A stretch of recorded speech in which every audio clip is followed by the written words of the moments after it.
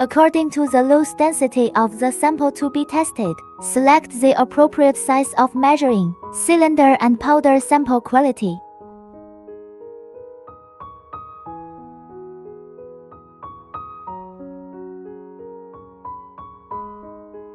Record the loose volume.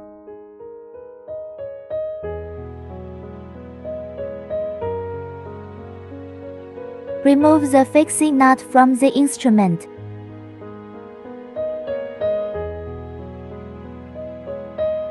Place the gasket on the fixed seat. Place the measuring cylinder. Place the gasket. Tighten the fixing nut. During the twisting process, ensure a tight contact between the bottom of the measuring cylinder and the gasket.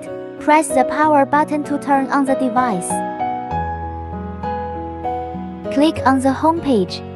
You can set the vibration frequency as needed, recommended setting at 150 revolutions per minute. The total number of vibrations should be around 3000 to ensure the accuracy of the measurement results.